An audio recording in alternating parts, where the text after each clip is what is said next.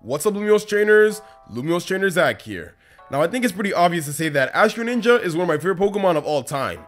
I made it the mascot of my channel and bring it up in multiple videos. Now, this was all thanks to the video I made last year where I tried to explain Ash-Greninja.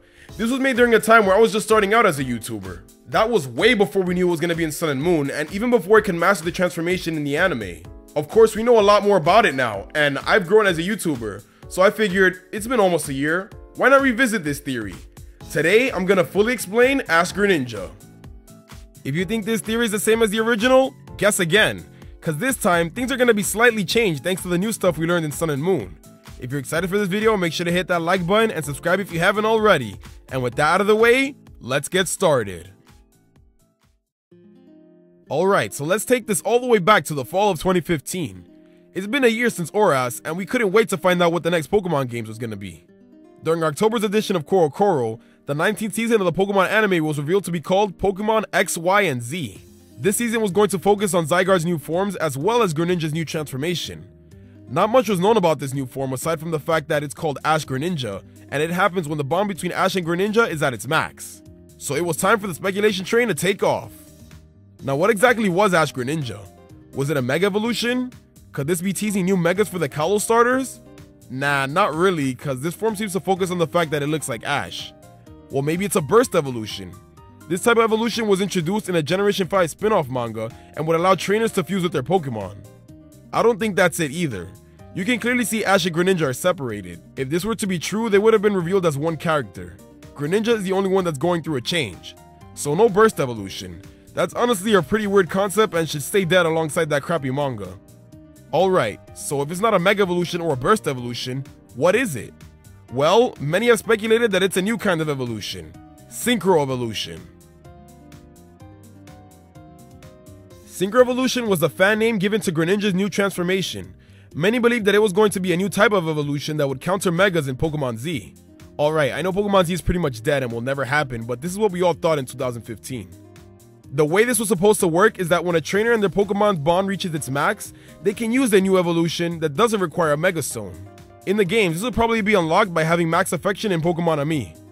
This is what the fans rolled with for a while. And then Sun and Moon were announced. This changed everything, cause now the idea of Pokemon Z was thrown out the window and anything could happen.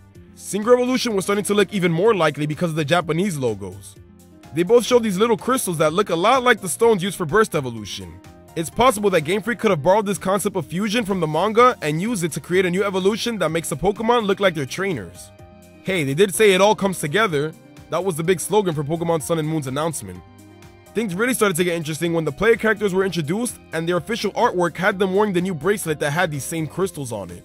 When asked about them at E3 2016, Junichi Masuda didn't want to answer that just yet. Yeah, I don't know if I can talk about this yet, but sharp-eyed viewers probably noticed that there was an interesting bracelet that the players were wearing. I don't know if we can, probably can't talk about that just yet. 腕輪みたいなものってつけてるんですけど。ありました。ありました。 For later time, maybe we can talk about that. What you hiding there, Masuda? During this time in the anime, Ash couldn't master the transformation yet, so maybe once they were officially revealed, they would appear in the anime and he'd get his hands on one of these crystals.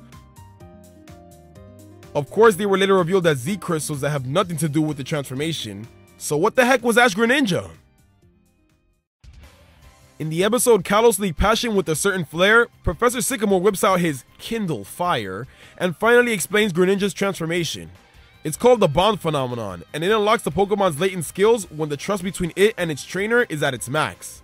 So pretty much what the leaks told us since day one. In Sun and Moon, this is introduced as the Battle Bond ability. I like it, rolls off the tongue way better than Bond Phenomenon. But anyways, this didn't really explain much. All they did was give a name for the transformation. So that's where I come in. What if I told you the Ash-Greninja transformation is an extension of Greninja's Torrent ability? Yeah, I know he needs the Battle Bond ability to transform, but trust me, it will all make sense soon. This might sound weird, so we're gonna have to take a step back to understand this. Torrent along with Overgrow and Blaze are abilities that power up the starter's moves when they are in a pinch. Torrent powers up the water types, Overgrow powers up the grass types, and Blaze powers up the fire types. In the anime, we've seen Pokemon activate these abilities before, but it's thanks to Ash's Infernape that we now have a greater understanding of how these abilities work. When Infernape was a Chimchar, it activated Blaze when it was attacked by a wild Zangoose. Seeing this power increase is what made Paul want to catch it.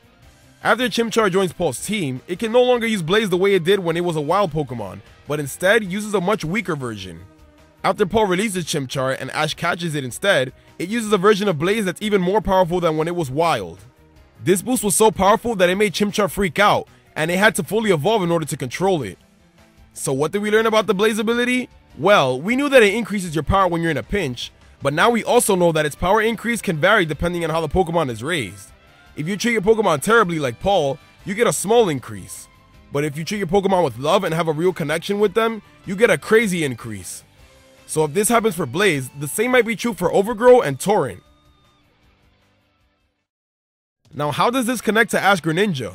Well, it's possible that before Greninja got Battle Bond, it had Torrent as an ability. In the games, Froakie and Frogadier don't get the Battle Bond ability, which means Ash's Greninja must have had Torrent or Protean before it evolved.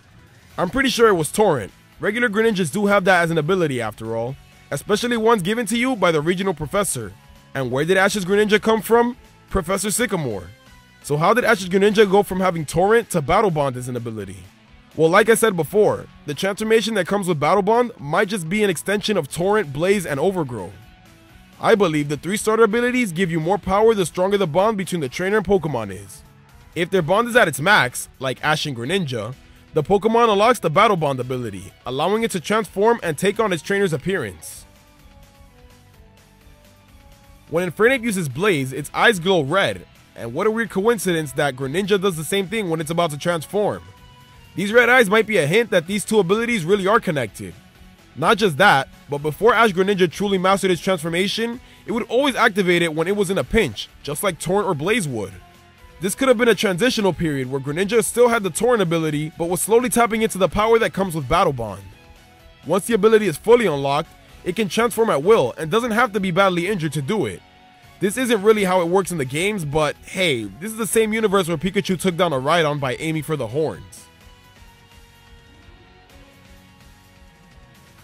Now, since Greninja could transform because it had Torrent, does that mean that all starters can do the same as well? Will we ever see something different like an Ash-Infernape? Probably not, but all the starters definitely have the potential to do that. Keyword is potential though. Going back to Professor Sycamore's explanation of the bond phenomenon, there was one thing I didn't mention. He states that this is something that doesn't happen with every Pokemon, meaning Ash's Greninja is special, and it's the only Greninja that can do it. The last time another Greninja had this power was several hundred years ago, and that was only because they had the right trainer. It's possible that there are multiple Pokemon from multiple species that have the power to do this as well, but they just need to meet the right trainer that can bring out their true power. Why do you think as a Froakie, Greninja kept getting abandoned or left its previous trainers? Because they weren't compatible.